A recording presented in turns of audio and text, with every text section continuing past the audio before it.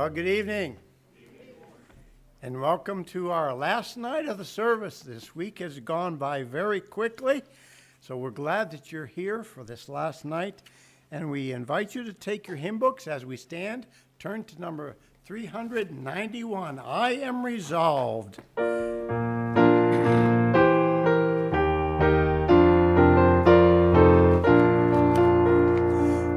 am resolved no longer to linger, charmed by the worldly light. Things that are higher, things that are nobler, these have allured my sight. I will hasten to him, hasten so glad and free. Jesus, greatest highest, I will come to thee. I am resolved to go to the Savior, leaving my sin and strife. He is the true one, he is the just one, he hath the words of life. I will hasten to him, hasten so glad and free. Jesus, greatest, highest, I will come to. And the third as the last, I am resolved to follow the Savior, faithful and true each day. Heed what he saith, do what he willeth, he is the living way. I will hasten to him, hasten so glad and free. Jesus, greatest, highest, I will come to thee. Aren't you glad it doesn't depend on how strong we feel? It doesn't depend on our situation that's happening today. We know we're going to be with him, but it's all dependent upon him. Just like salvation is dependent upon him, when we put our faith and trust in him, then, really, our theme song for the week, take my life and let it be consecrated, Lord, to thee.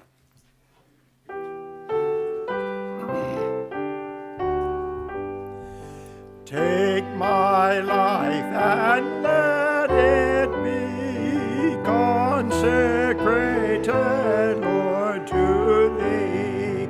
Take my hands and let them move at the impulse of thy love, at the impulse of thy. Verse 3. Take my lips and let them be filled with praises, Lord, to thee. Take my silver and my gold, not a mite would I withhold, not a mite would I withhold. Now, before we sing that last verse, let me ask you a question. Is this song talking about a one-time act? Take my life and let it be consecrated, Lord, to thee. Well, in salvation, that's a one-time act. But don't we continually have to say, oh, Lord, I blew it. Lord, I made a mistake. Lord, I've sinned against you. Lord, I've done this, or I've done that. Lord, put me back on the right path. I did something that was done in the flesh. I did something that was what I wanted to do. And, it really wasn't for you. And so consecration really is a continual step by step by step, each and every day, each and every hour, each and every minute. And, if we think of it that way, I think we better be better off, all right? We're going to sing that last verse. Take my love, my Lord, I pour. Take my love, my Lord, I pour at thy feet, it treasure store.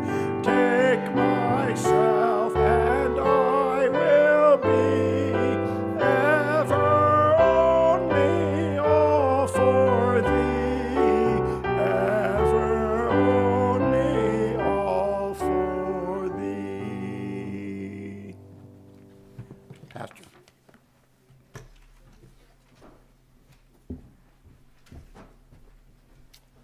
Welcome back to our last night of our revival services. Some of you were able to make every service. Praise the Lord. What a blessing. Some of you weren't able, but you were able to make as many as you could. What a blessing. We're just thankful that you're able to be here and be blessed as much as possible and hear the messages that God has for us and our local church. We're so thankful for the Clark family and them ministering to us this week, and just the blessing that they have been. They will be leaving tomorrow morning to head up to Buffalo, New York. So if you're going to say goodbye to them, make sure you say goodbye tonight, because they're going to be heading up that way, and we won't see them for a little while. And we do appreciate all that they did. Also, I'd like to say thank you to everybody to help with our friend night last night. Those that brought desserts to be able to share, those that helped with the cleanup, those invited people to come. We didn't see anybody that we know of that got saved last night, the friend night, but the gospel seed was planted both here in the building and online, so we're really thankful for that. You know, it's always an encouragement to my heart to hear a straightforward gospel message. Even though I'm saved, I got that, but it's always encouraging. What a great message. It's my favorite subject to talk about, so I really appreciated that last night. If you want to listen to some of the previous services, you can obviously go on our website or the YouTube channel and find the live streaming. Or if you just want the audio portion of that, you can go on the website under resources, sermons, and you can hear it there as well. Okay, at this time, Faith Clark is going to come and bring the special music for us tonight. And then afterwards, the kids will be dismissed to their kids program, and then Brother Jeremiah will come and preach for us.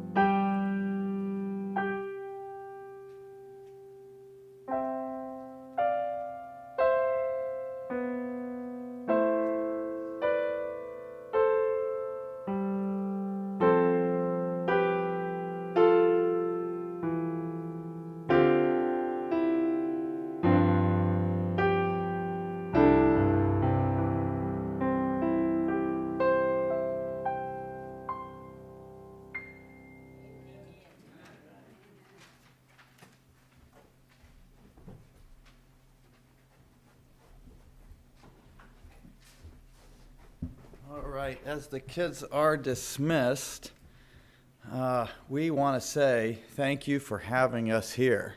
I know that you didn't have a choice, but he did. But you came anyway. But it's been a blessing, your friendship, your fellowship, and the encouragement that's there. And so we're thankful to be here. And here we are, just finally getting used to being here, and we're off to the next place. And it's going to be a shorter meeting. We'll be done there on Wednesday night. And since you don't know anybody there, it's not a bad situation that I'm aware of, but I got to tell you about how that meeting happened. So there is a deacon in that church that has heard me preach in other places, and so he's been telling me, I've been telling my pastor, he needs to have you. And I mean, for years, I'd see this guy in different places because I knew people that he was related to that he would go and visit, etc. And he said, I'm still telling my pastor. Well, he called me, I don't know, several months ago, not the pastor, but the deacon, and he said, my pastor resigned. And he said, so he won't be here. And so he said, we're trying to keep our schedule as normal. Would you come and preach for us? I said, sure, I'll do that. And so then I heard some things happened, and so that deacon's no longer even at that church anymore, and there is a pastor. And so, my policy is when that happens, and I'll contact the pastor and tell the pastor, hey, look, if this isn't going to work out, I totally understand. So it's totally in your hands. I'm not going to have my feelings hurt. But I think he contacted me before I was able to contact him and say, hey, I know you're on the schedule. We'd love to have you. I've known him anyway, so it wasn't a weird situation. It's just strange to me that the guy that's been trying to get me to go up there isn't even there anymore. And so wild things happen sometimes. And, in the will of God, sometimes you just ride the waves. You don't know where they're going to take you, but that's okay. You've got to trust the Lord, and they'll get you there. I was telling, I think it was Pastor, about on missions trips, you have a plan. You should have a plan. But a lot of times in those third world countries, second world countries, it's not America, so you can make your plans, but God has other plans. And so you have to say, well, Lord, we're going to head towards our goals, but if you steer us in a different direction, then you can't get bent out of shape about that. And I talked to a missionary, and he said, in America, you could have a whole list of things you're going to get done that day, and you can see how you could get them all done. He said, here, you can't do that. He said, we'll have all these things that we have to do, and say there's 5 things. He said, be happy if you get one thing done on that day, because a lot of it is just, the red tape there is pretty wild, to get your visas renewed, those kind of things. You could sit there all day and nothing happens. They could tell you need paperwork for this or for that. He said, it can get draining on you, and it's bothersome. And I know some of that's just the culture. One of the things that I noticed the first time that I went outside the country in those kind of places is it makes you thankful for the country you live in and the mentality that we have and that everybody has. One of the things that I noticed is that their roads, when they fall into disrepair, they fall into disrepair. And nobody's concerned about fixing them. You just drive around the hole in the road, and the hole gets bigger, but they're fine with that. And in my mind, I'm like, man, your roads are terrible. You can't get anywhere. It took us 16 hours to drive 150 miles. And so it's rough. There'll be a bridge, and you can see there's the railing that somebody's driven right through. And you can see their vehicle in the river down below, and nobody's fixed the railing. And you just ask yourself the question: when do they decide to replace this bridge? Probably when the bridge collapses, when somebody's on it. And so it's kind of you just hope you get to where you're going, and you have to trust the Lord in those situations. Interesting things that have happened. But that's another time, another day. But again, we're thankful for being here and the fellowship that we've had, the fun we've had as well. Thanks for being faithful to the services. I can't always remember. I see you when I'm preaching, but I don't necessarily remember from night to night who was here and who was not here. I just figured that's not my responsibility. I have one responsibility, and that's to preach the Word of God. And I'll tell you, I was thinking right before I got up here, I'm so thankful that I can trust the Lord. One of the last things I thought was, well, Lord, I need your help tonight. And I'm glad I can do that. That no matter how we feel throughout our day or the circumstances, and I'm not saying I've had bad circumstances today, but sometimes you just feel inadequate to do the job, and you can trust the Lord. I've asked the Lord at times, Lord, put a veil up so that whatever I feel like I'm doing, they don't see that they see something completely different than how I feel things are happening. And there's been times that people, I really like that message. And I think, man, I'm glad you did, because I didn't. I did not feel like I was communicating at all. And that's my job, is to try to communicate. I don't know. I like sports. I don't know if you like sports, and this is not a discussion about sports, but in the sports discussions, no matter what sport it is, there are arguments, debates on who the greatest of all time is. And some sports, I think it's pretty locked up. I think golf is probably one of those sports. I think basketball is one of those sports. I don't think football is. I don't know if people like Tom Brady around here. Probably not. But I just think sports, I think that's a sport that it's too much going on. I mean, half your team's not even on the field at one time, and so I just have a hard time. Different coaching, different play. And I know you could say that with other sports, but there's so many players on the field in that. Now, sprinting, I think that's a clear answer. That's Usain Bolt. I think he's the only person that I've ever rooted for in the Olympics that wasn't an American. And there's been times that I've forgotten that he was an American, but he's Jamaican. Things like swimming, well, I think that's Michael Phelps. I think that's hands down that's there. But there are other sports, again, that there's a massive debate. But this is not a debate that's only locked into sports. In fact, there's discussions about these things in the Bible. So we're going to look first of all at Luke chapter 22. Luke 22 is where we'll begin, but we won't stay there. We'll pick it up in the middle of the chapter. Verse 24, the Bible tells us, and there was also a strife among them, that's the disciples, which of them should be accounted the greatest. And he said unto them, Jesus speaking, the kings of the Gentiles exercise lordship over them, and they that exercise authority upon them are called benefactors. But ye shall not be so. But he that is greatest among you, let him be as the younger, and he that is chief as he that doth serve. For whether is greater, he that sitteth at meat, or he that serveth? Is not he that sitteth at meat? But I am among you as he that serveth. There's a couple different things going on here. One of them is a cultural aspect. The cultural aspect being that usually you did not move, or were not able to move outside of your class. You could buy Roman citizenship, but a slave was going to be a slave probably for their entire lives. And if you were in the upper echelons of society, that's just how you were treated, and you did not disrespect. You were who you were going to be. I've heard it said that people from Great Britain in America, I heard somebody say this from Great Britain, they said, one of the differences between America and Great Britain is they said, in Great Britain, if your waiter or waitress mistreats you, or it just doesn't happen, and people will say things to their waiter or waitress that you wouldn't say in America, and they said, I think it comes down to something like, they know you'll never be the king or the queen. But in America, the person that waits on you could be the president, could be the governor, and not that long. And I don't know what that's saying about us, other than the fact that it can be anybody. And there is that sense. They didn't have that mobility. And so a servant was going to be a servant. And so when he says, who is greater, he that sits at meat or he that serves? Well, in their mind, it was obvious. That's why he asked the question. It's obvious. Well, he that sits at meat, he that's being served, is obviously the greater person. But then he says, but I'm among you as he that serveth.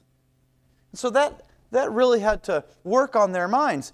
And we're talking about the Lord Jesus Christ, whom they assumed was going to establish his kingdom. They believed, and rightly so, that he was the anointed one, the Messiah.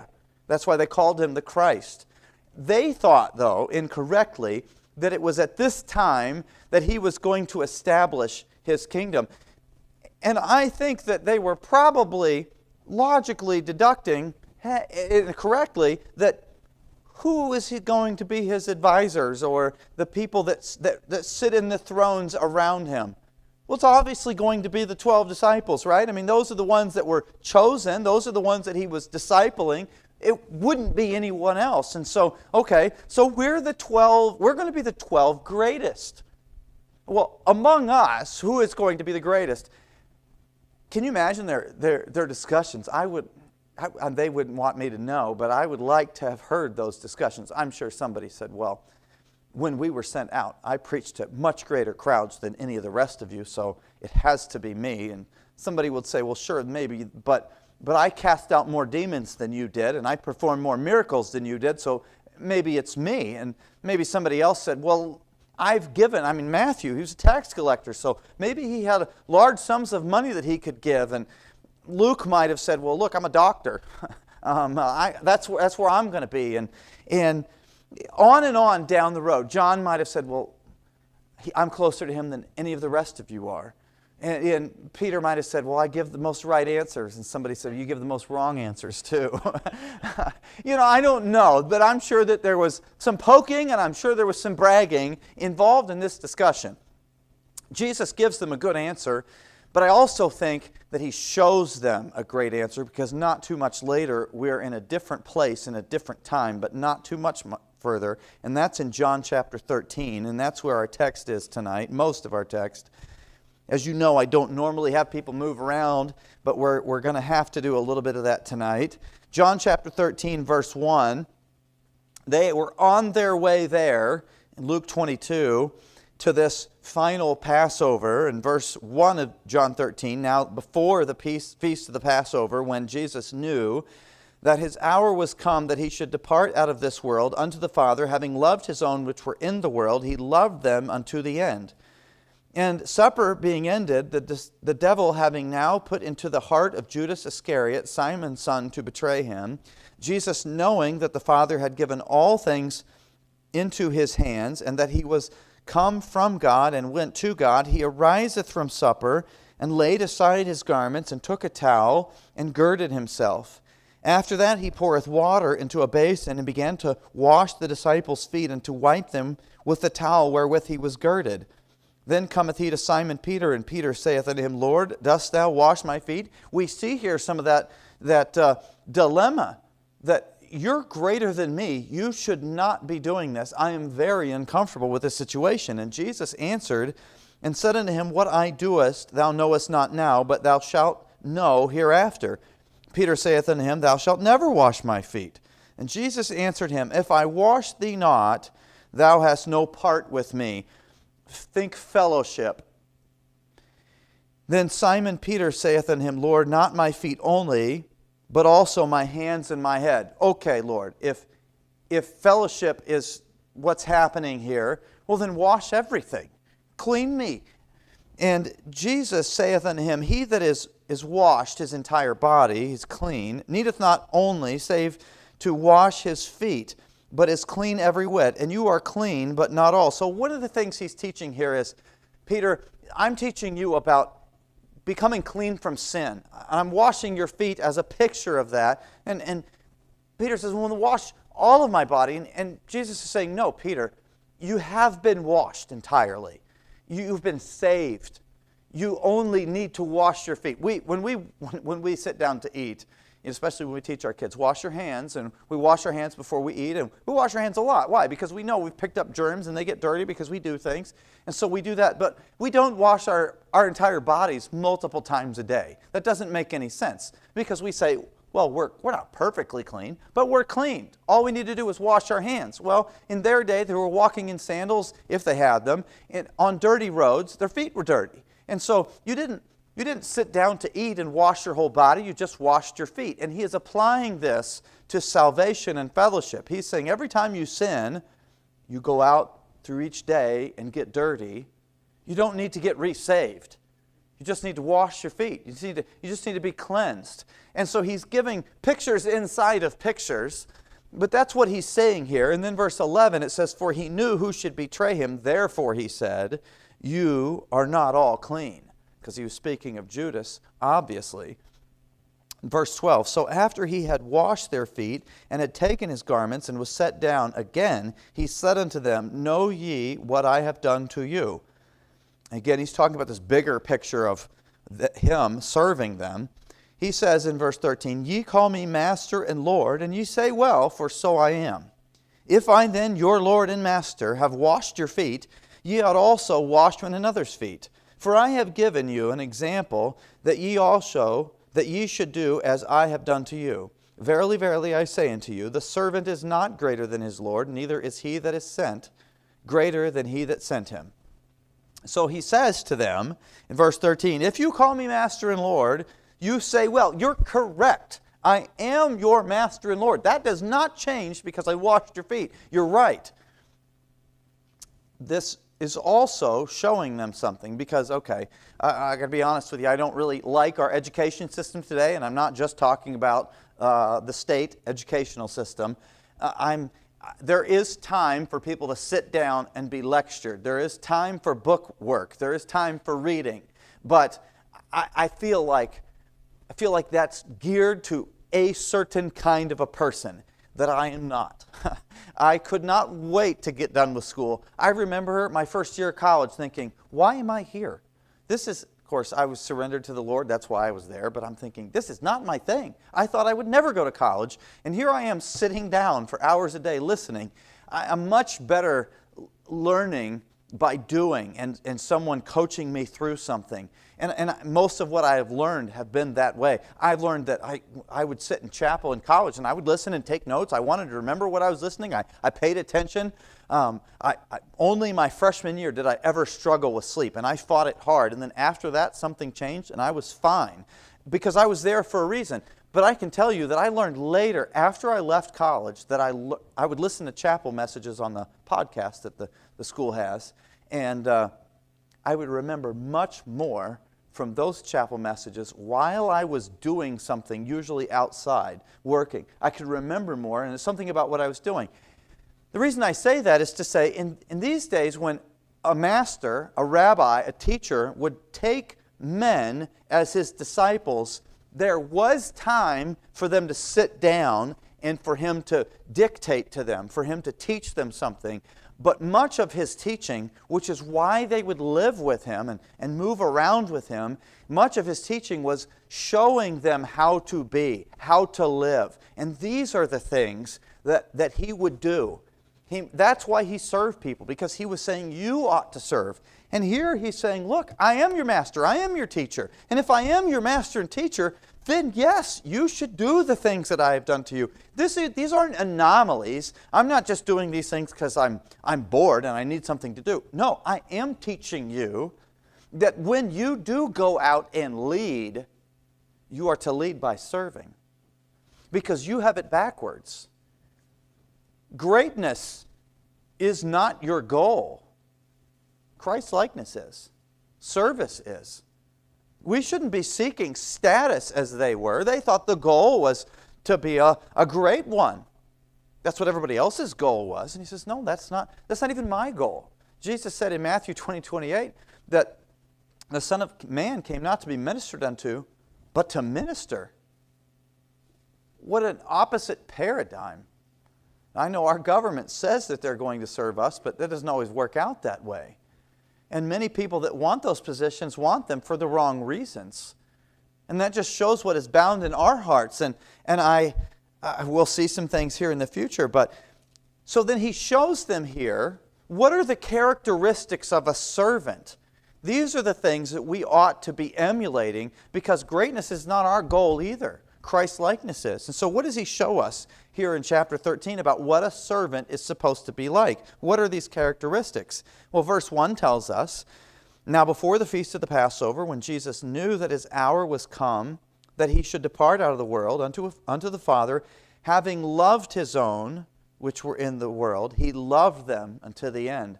He shows us that a servant serves because he loves. The characteristic of love. And that's true. You serve what you love.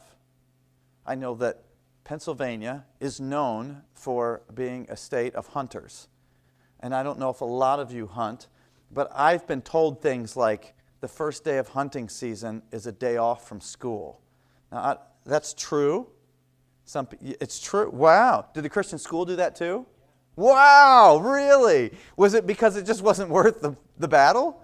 Wow, that's crazy. I like that. I hunt, but at the same time, and I'm not saying these things are bad. I'm just saying we can love something so much that we will serve it too much. I like sports. I've already talked a little bit about sports. But we can love sports so much that they become the idol. They become the master of our lives. And that ought not so to be. We can love other people more than we love the Lord, but we should be loving other people. When we love the Lord, we will serve Him and we will love others. Because when Jesus was asked, what is the greatest commandment?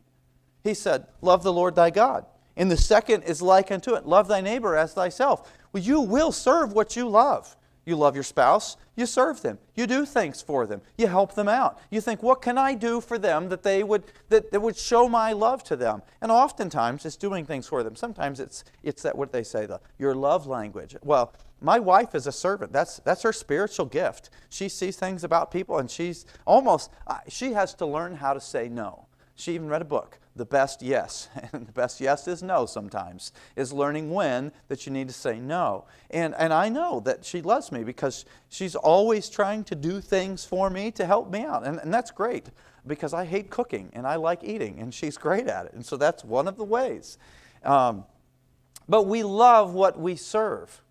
Maybe you can ask yourself the question, okay, what are the things, where do I spend my energy? Where do I spend my time? What are the things that I serve that tells me what I love? Do I love the Lord supremely? Do I love others? I should serve them and I should serve Him. And there's plenty of opportunity to do that. But we also see that He loved them in difficult times. It says when He knew that His hour was come. Well, He knew what that was. He knew when I go up to Jerusalem, they're going to take me. They're going to crucify me. They're going to mistreat me. He knew that this was a difficult time, but He loved them unto the end. He never stopped loving them, and it's almost as if He's saying, I'm closing in on the last few hours that I can spend with them, and I'm going to pour myself out for them. Just because it's going to be difficult, just because I know I'm going to be tired, doesn't mean that I'm going to pull back a little bit. And sometimes in difficult times, we look around and say, people should serve me. We won't say it in those terms. Maybe in those difficult times, we should be like Christ and we should say, I need to serve others. Trust the Lord for the energy. Trust the Lord for the strength. But He served in difficult times. He knew the abandonment that they were going. He told them, they will strike the shepherd and the sheep will be scattered. He knew that they would be scattered from Him, even though Peter said, look, though all men forsake you, I won't. Peter, not only are you going to forsake me, but before the cock crows, you'll deny me 3 times. I can't imagine Peter's heart and mind in that moment. But Jesus knew that. He knew what was going to happen. Yet He said, I'm going to love them to the end. He loved difficult people. I don't know if Peter was difficult. Some people think that he might have been difficult. I also think that he's that student that, all right, this student causes some problems, but he's also the one that walked on water, right? He's the one that said the right things, even though he said some of the wrong things at the same times. He was a good student. So he might have been difficult. I don't know. Maybe Thomas was difficult. Maybe Thomas gets a bad rap that he was a doubter. Maybe that was a negative. I don't think that these things made Jesus love them any less. But I think about Judas. Judas was not an easy person to love. You read the book of John. John does not say pleasant things about Judas. I feel like John does not pull punches when he's talking about things. He definitely, I feel like he's ribbing Peter sometimes, saying, I beat Peter to the tomb, and I'm the beloved disciple, Peter. I know you might think you are, but we both know it's me. And there's one point where he talks about the lady that poured the ointment on Jesus' feet and how that Judas didn't like that. And he says about Judas, this he said because he was a thief and he had the bag. And I think, okay, nobody else said that about Judas, but John was saying, look, he's a thief. And yeah, he was, but Jesus loved him. And we know what was going on. that Jesus knew what was going on in the heart of Judas, and yet he did not stop loving him. He washed his feet. And what an amazing thing. Real love is not conditioned upon good behavior. It's not love. In fact, what thank have we if we do good to those that love us? But if you do good to them which do good to you, what thank have ye? For sinners also do even the same. For he is kind unto the unthankful and to the evil. Be ye therefore merciful, as your Father also is merciful. Real love is forgiving. It's tenderhearted. It's patient. And that's what he showed. That's what he showed. He says in verse 34 of the same chapter, a new commandment I give unto you, that you love one another as I have loved you, that you also love one another. By this shall all men know that you are my disciples, if you have love one to another. So you serve what you love. And so he's saying the first quality of a servant that we ought to have is love. And the second is amazing. Jesus, verse 3, knowing that the Father had given all things unto his hands, and that he was come from God and went to God, he rises from supper and laid aside his garments and took a towel and girded himself, began to wash their feet. The second quality is humility. You know, a servant sometimes is humble because he has to be. He realizes, I'm a servant, I'm a slave, this is who I am, this is what I'm going to be the rest of my life, and I don't want to make eye contact with the greatest person in the room because I'm below him. And he is saying, you need to have that mentality. He is showing that mentality. And I see that because he knew that the Father had given all things into his hands. He knew exactly who he was. He knew exactly what was going to happen. He knew, John chapter 17, not too long from now when he's praying, he knew that he was going to be glorified in this way, and that 3 days later he's rising from the dead. These are big things. He knew exactly everything about who he was, and yet it did not stop him from being the lowest on the ladder. So a servant that washed your feet was the lowest servant in the house. You didn't want that guy to be the guy that was going to be serving you food not too long after, right? They didn't have sinks where they could wash their hands after they did that. It was the lowest guy. But Jesus said, I'm going to do this. This is what needs to be done. There's some amazing things here. But when I think about humility, I was at a large Christian organization, multi-site type of place, but I was at the headquarters area, and we're at an event, and I met a guy, and he was just behind the scenes area, and so I asked him what his name was. He told me, and I asked him what he did there, and he said, "Oh, I fill in the blanks here and there. When somebody needs something, it's my job to make sure they get that done, and fill in those blanks where they need help." He said, "I'm a glorified gopher." That's what he said. And I said, okay. And so the next day, everybody had name tags on, and we were all sitting at tables the way they do, and so you can sit any table. And so there was a blank at that table, an area, so I went and sat there, and I looked across, and he was sitting there, and I saw his name tag with his name, and underneath it said Vice President. And I thought, I felt a little lied to. I was like, gopher is not what I see under your name. I didn't say that, but I thought, wow.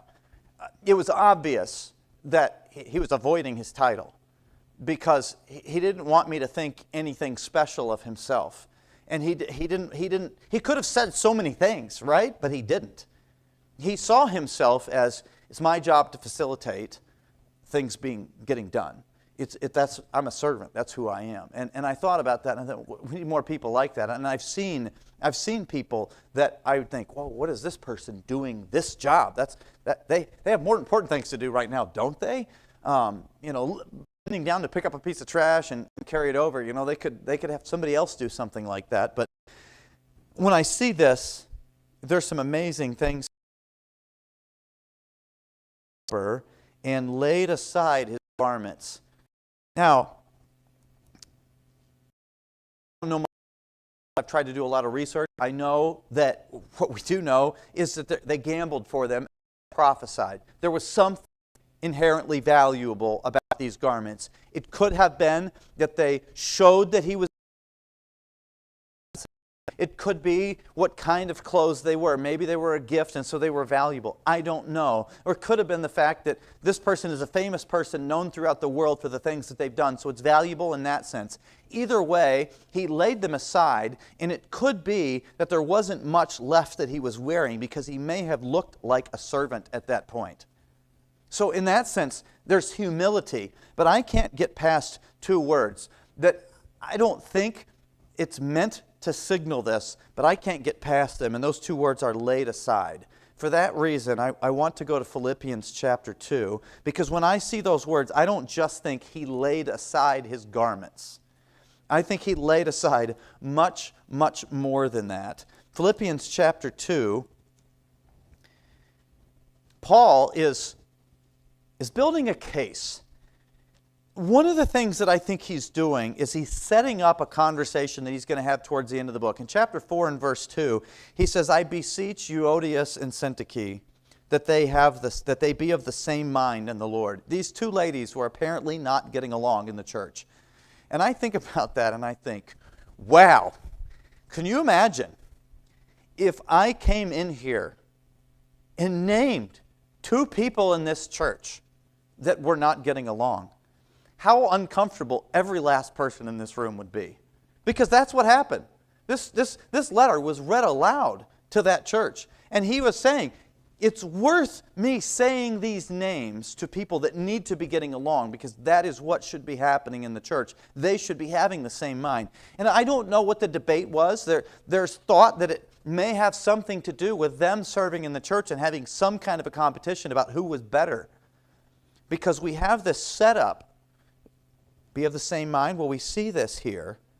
He says in verse 2 of chapter 2, fulfill you my joy, that you be like-minded, having the same love, being of one accord, of one mind. Let nothing be done through strife or vainglory, but in lowliness of mind, let each esteem other better than themselves. It was at least two people that weren't getting along, but they were named. But he's saying, let nothing be done through strife or vainglory, but in lowliness of mind. That's the idea of humility, that you are as earth. You're like a doormat. A doormat. What is a doormat? What's the job of a doormat? To be there so that people can walk on it and wipe their feet on it. Somebody told me one time that's our job as Christians, to be a doormat. At the end of the day, if people have walked on and wiped their feet on a doormat, it can say, I did my job today. I'm very pleased with that. And somebody said this, if you're a servant and somebody treats you like a servant, it won't bother you. If you're a doormat and somebody treats you like a doormat, it won't bother you. And really, in lowliness of mind, each esteeming other better than themselves is saying, it's okay if I get treated like a servant. It's okay. Because in esteeming others, that lowliness of mind is literally to not think highly of self, no arrogance, not thinking of myself as significant, but to have the mind of a servant, that there's no job too big. I've heard people say things like, I've been going to church for decades. I've taught classes. I've preached. I've whatever. I'm past cleaning bathrooms. I'm not sure you're really a servant if that's the mentality that's there. Don't you think Jesus was past cleaning feet? But he didn't say anything about that.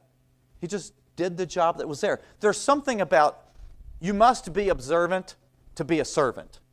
I had a young man that worked for me when I was a Dean of Men and ambassador, and it didn't take me very long to see his ability as a servant. And I over and over, there were things that he had done that I didn't know. In fact, there were things that it was my responsibility to do that I was still learning that needed to be done. And I would find out that he had already done that. He'd gone behind the scenes and done those things. And that's just who he was. And I'd sat down with him one time just to kind of discuss these things. I mean, how is it that you are like this? And some of it just comes down to paying attention to what needs to be done. Somebody said this, an evangelist many years ago said, find the job that nobody wants to do and do it. Because probably no one's doing it. Because they don't want to do it. And it's interesting. Sometimes it's the nursery in the church. Sometimes it's who knows what it is. Sometimes it is the bathrooms. It's a job that's, we don't want to even think that it needs to be done, but find that job and do it. Foot washing. was the job that nobody really wanted to do, and Jesus did it. So this humility, notice again, esteem others better than themselves. This is to consider them to have surpassed you in position, in greatness, in deservedness, in authority, as those to whom you should serve. That's that idea of esteeming others better than themselves. That all the people around me, those are the people that I need to be serving. I need to, what are their needs in their lives? Looking for the needs of others. And then he continues, let this mind be in you, verse 5, which was also in Christ Jesus. That's what we're talking about in John 13. Who, being in the form of God, thought it not robbery to be equal with God, but made himself of no reputation, and took upon him the form of a servant, and was made in the likeness of men. The mind, so he's saying, esteeming others better than yourselves and being in lowliness of mind is the mind that Jesus Christ had, and he proved it by becoming a man. And not just a man, by becoming a servant. Not just the word servant, but the word that is translated oftentimes slave. So, the God of the universe that created everything with words stooped so low to be the lowest servant in the room. To take off his garments, to where it may just have been some kind of a cloth around his waist as a servant would wear, and washed people's feet. The God of the universe washed people's feet. There are not words to adequately communicate what is happening there. We cannot fully comprehend the condescension, the laying aside, again, laying aside of elements of the glory of God to be a servant is mind-blowing. I don't think we can try to, but I know that I don't have the words to say what this is. And that's what he's saying, esteem others better than yourselves. This is the example. You who are alienated from God in your minds, you who are sinners, you who have rebelled against God, it is you that he loved. How much did he love you? Being found in fashion as a man, he humbled himself and became obedient unto death, even the death of the cross. So, he died for you, not just any death, but a death that was reserved for slaves. In the Roman Empire, they wouldn't crucify Romans, only slaves and criminals. And the Jews even looked at it as a curse. Galatians chapter 3 tells us, cursed is everyone that hangeth upon a tree. That's the way God called it, cursed. And he became a curse for us. What an amazing God that we have. That our God is humble. He's more humble than we could probably ever be. Well, without his assistance, we couldn't be. It's mind-blowing that he stooped lower than we could ever stoop. In fact, I love this.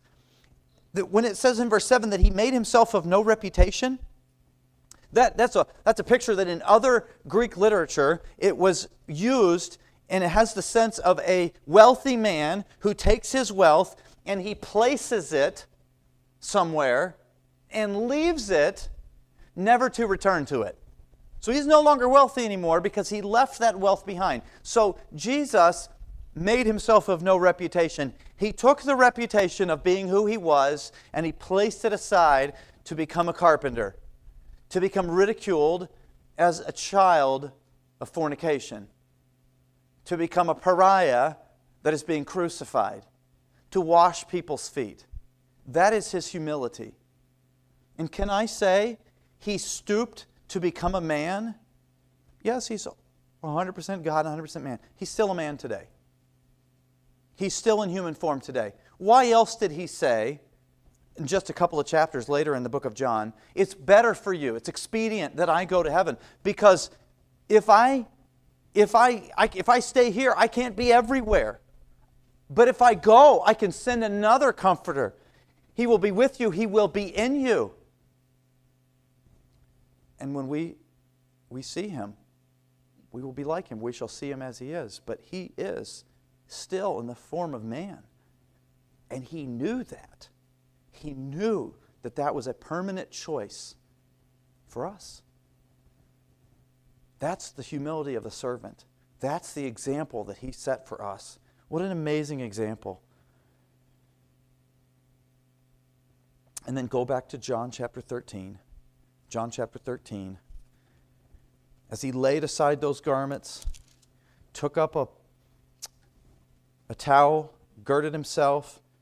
Verse 5, after that he poureth water into a basin and began to wash the disciples' feet and to wipe them with the towel wherewith he was girded. What selflessness. It's one thing to be humble.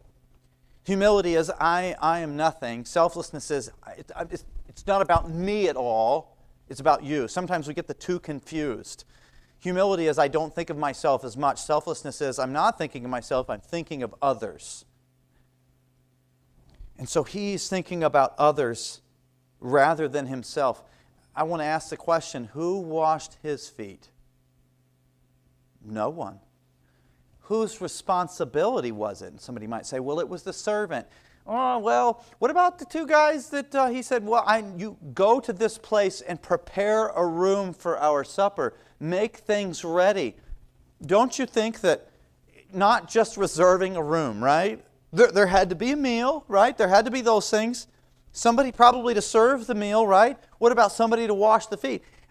I would think that if this is traditional, what would happen and what should happen, which is why he did it, then there should have been somebody there. Some of us have been in situations where when we tell somebody, go do a job, if they don't do the job, we make them do it. It's your responsibility. I ask you to do this. You didn't do it, it's your responsibility. I don't know if Peter's sitting there thinking, oh man, I was supposed to get the person ready, and I didn't. I just thought we could ignore it. And now he's doing this. How awkward is that? How difficult is that?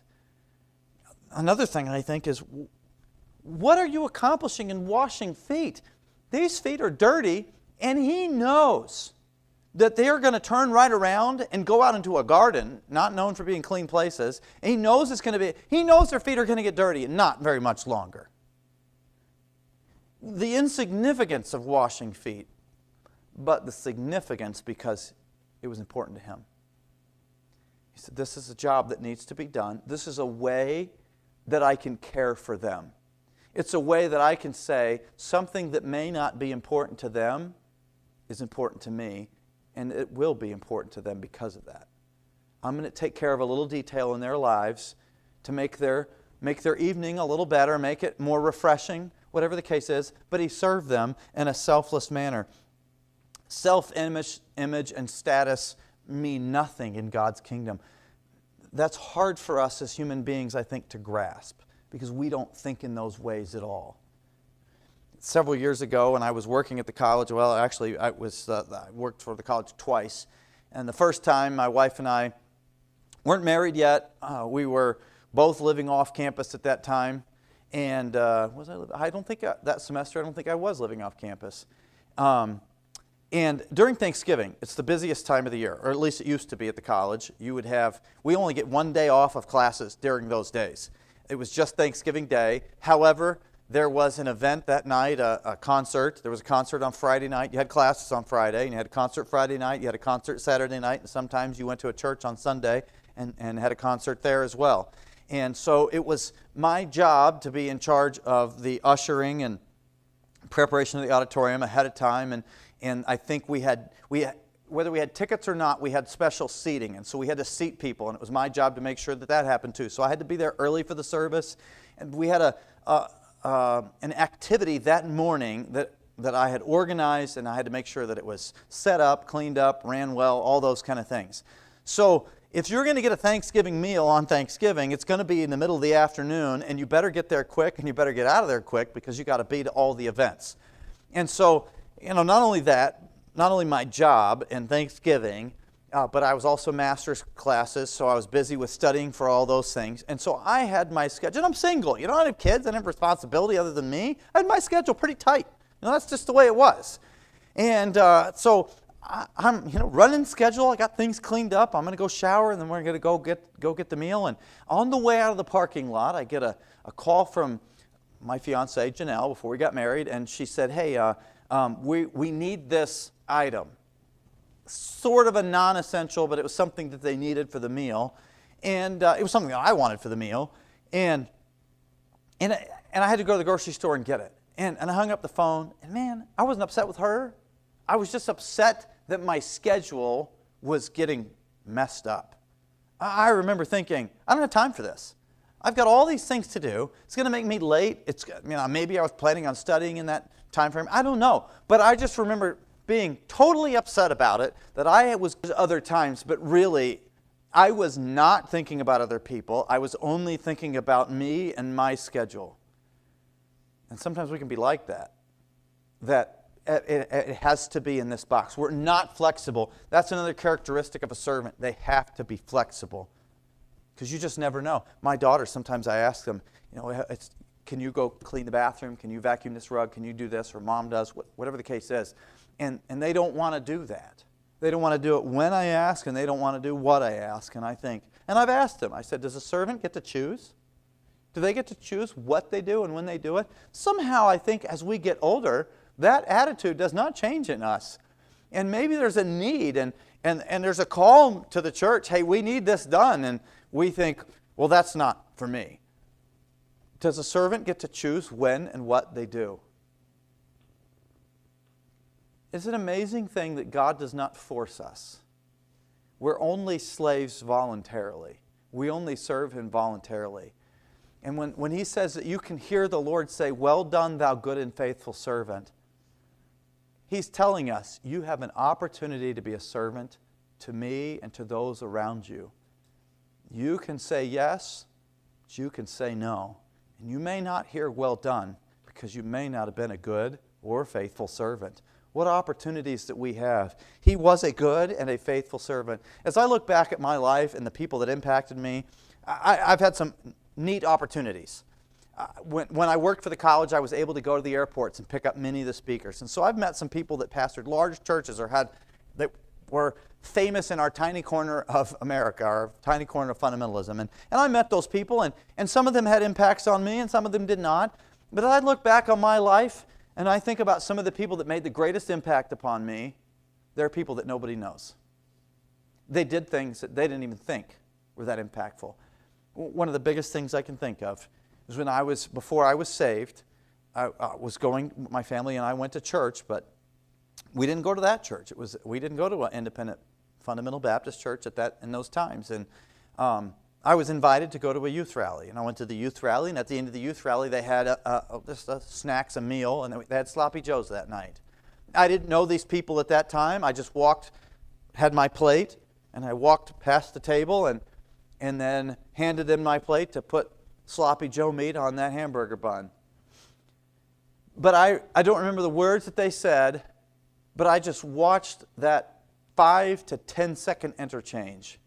And I will never forget the way they did it. I didn't see them the whole night. That's the only time I saw them. And maybe they were there every night at that time just to help with the food.